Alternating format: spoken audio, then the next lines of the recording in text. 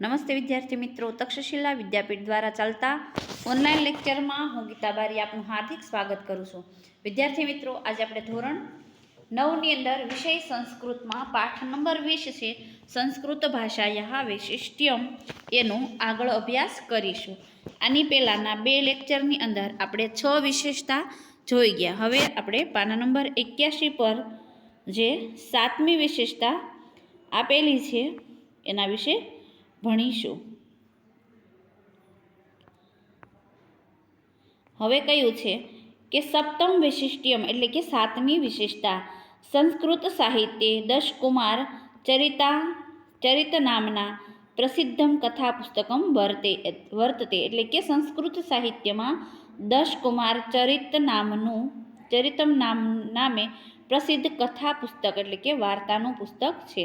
તસ્ય સપ્તમી એટલે કે તેના, સપ્તમી એટલે કે 7મા, ઉચ્છવાસે એટલે કે ઉચ્છવાસ પ્રકરણમાં એકમ પાત્રમ એટલે કે એક પાત્ર, પ વર્ગ પ્રયોગ રહિતાની એટલે કે પ વર્ગના પ્રયોગ વગરના એટલે કે એ જે વાક્ય બોલે છે એની અંદર પ, ફ, બ, ભ અને મ છે એનો ક્યાંય ઉલ્લેખ છે એ આવતો નથી. એટલે કે એમાં એ જે વાક્ય બોલતા હોય એની અંદર પ, ફ, બ, ભ અને મ છે એ આ 5 અક્ષરો છે એ આવતા નથી. તો વાક્યાની વધતી એટલે કે બોલે છે.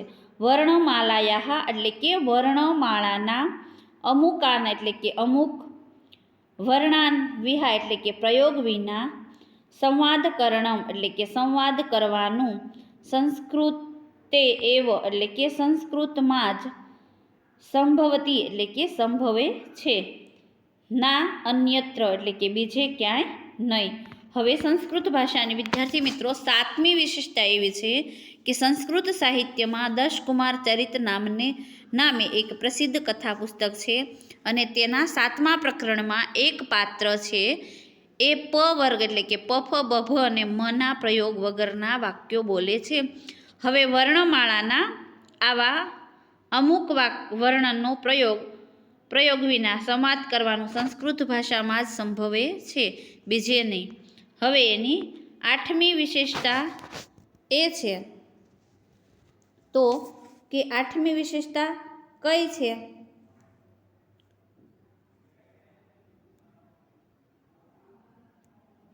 તો કે અષ્ટમ વિશિષ્ટ્યમ એટલે કે એની 8મી વિશેષતા, તો કે 8મી વિશેષતા છે એની કઈ છે વિદ્યાર્થી મિત્રો? અષ્ટમ વિશિષ્ટમ એટલે કે એની 8મી વિશેષતા કઈ છે તો કે એકસ્ય વર્ણસ્ય પ્રયોગેણ વ્યાકરણમ એટલે કે એક વર્ણના પ્રયોગેણ એકસ્ય વર્ણસ્ય પ્રયોગેણ કાવ્યકરણમ એટલે કે કાવ્ય રચવાનું સંસ્કૃતે એવ એટલે કે સંસ્કૃતમાં જ સંભવતી એટલે કે સંભવે છે. હવે એક વર્ણના પ્રયોગથી માત્ર એક અક્ષરનો ઉપયોગ કરીને જો કોઈ કાવ્યનું વર્ણન રચવાનું હોય તો એ છે સંસ્કૃતમાં જ સંભવે છે. મહાકવિના માઘેન એટલે કે મહાકવિના માઘેન એટલે કે મહાકવિ માઘેન એટલે કે મહાકવિ માઘ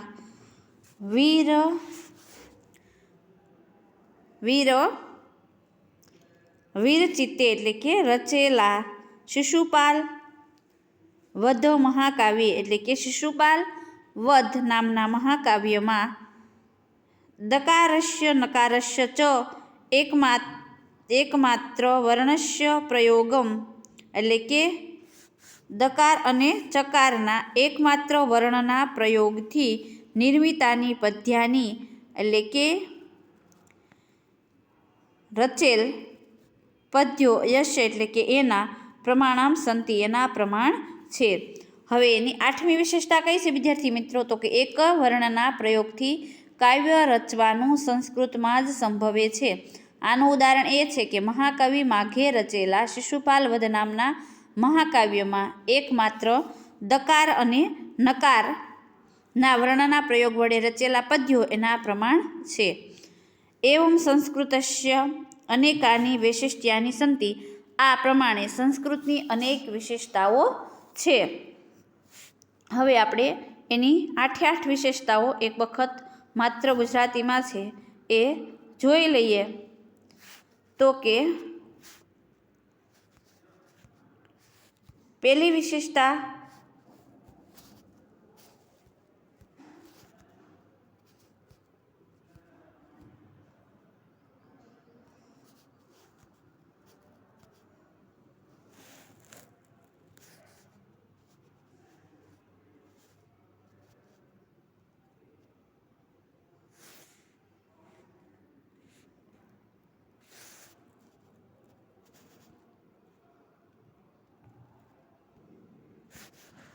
એની પહેલી વિશેષતા છે કે આપણે જાણીએ છીએ કે વયમ યત જાનાતી, એટલે કે આપણે જાણીએ છીએ કે સંસ્કૃત ભાષા બધી જ ભારતીય ભાષાઓની જનેતા છે. વળી સંસારમાં જે ભાષાઓ છે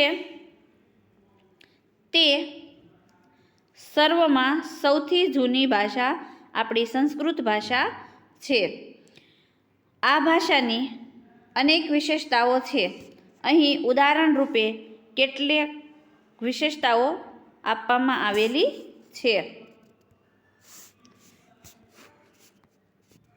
હવે એની પહેલી વિશેષતા એ છે કે સંસારના સર્વ પુસ્તકાલયોમાં સૌથી જૂનો ગ્રંથ ઋગ્વેદ છે. આ પણ સંસ્કૃત ભાષાનો જ ગ્રંથ છે. આમ સંસારનું પ્રથમ પુસ્તક પણ સંસ્કૃત જ છે, બીજી કોઈ પણ ભાષાનું નહીં. હવે એની પછીની વિશેષતા કઈ છે? તો કે બીજી વિશેષતા તો કે સંસ્કૃત ભાષાની જે વર્ણમાળા છે તેમાં વર્ણોનો જે ક્રમ નક્કી કરેલો છે તે વૈજ્ઞાનિક અને તર્કસંગત છે. બધા મનુષ્યોને કુદરત પાસેથી જે ઉચ્ચારણ તંત્ર મળ્યું છે તેને અનુસરીને અહીં વર્ણમાળામાં વર્ણોનો ક્રમ નક્કી કરેલો છે. ઉચ્ચારણ તંત્ર પ્રમાણે અકારનું ઉચ્ચારણ પહેલું થાય છે, આથી વર્ણમાળામાં અકાર પહેલો છે. એ જ રીતે વ્યંજન વર્ણોમાં કકારનો ક્રમ પહેલાં અને ચકારનો ક્રમ પછી છે, તેનું પણ આ જ કારણ છે. બીજી ભાષાઓમાં જે વર્ણમાળાઓ છે ત્યાં આવો તર્કસંગત અને વૈજ્ઞાનિક ક્રમ છે વિદ્યાર્થી મિત્રો જોવા મળતો નથી.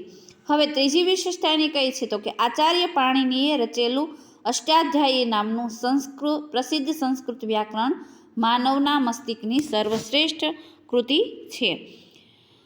એવું વ્યાકરણ બીજે પ્રાપ્ત થતું નથી. જો જેમ અંગ્રેજીનું વ્યાકરણ હોય, ગુજરાતીનું વ્યાકરણ હોય, એમ સંસ્કૃતની અંદર પણ આચાર્ય પાણિનીએ અષ્ટાધ્યાયી નામનું વ્યાકરણ ગ્રંથ છે એ રચેલું છે.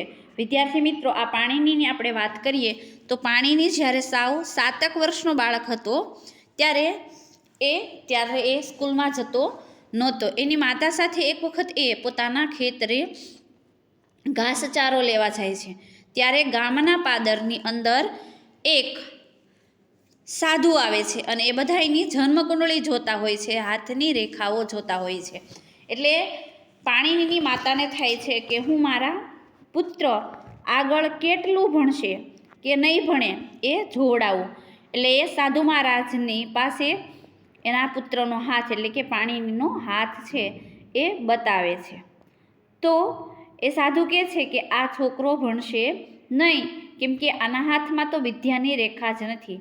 પાણીની સાવ અબુધ બાળક છે, એ સમજી શકતો નથી કે આ સાધુ શું કહે છે. તે પૂછે છે કે સાધુ મહારાજ, રેખા કોને કહેવાય? તો સાધુ એના હાથમાં પડેલી રેખાઓ જે તમારા અને મારા બંનેના હાથમાં હોય એ બતાવે છે, આને રેખા કહેવાય.